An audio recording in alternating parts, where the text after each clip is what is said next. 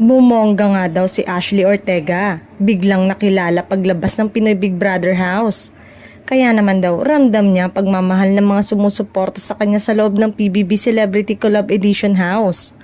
At bilang pasasalamat, nag-upload si Ashley ng isang espesyal na video para sa kanyang mga supporters.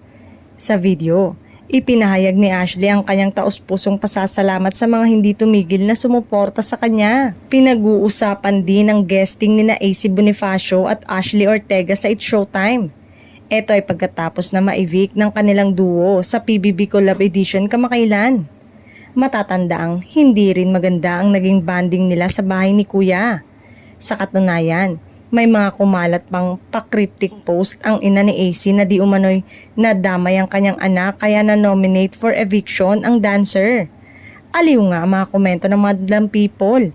Kung hindi pa umano pumasok sa bahay ni Kuya ay hindi makikilala ang kapuso actress. Samantala, kamakailan ay isang pagkilala ang natanggap ng kapuso actress na si Ashley Ortega mula sa 3rd Laurus Nobilis Media Excellence Award. Iginawad kay Ashley ang Media Excellence in Television Acting Female para sa pagganap niya bilang madre na naging comfort woman sa wartime drama series na Pulang Araw.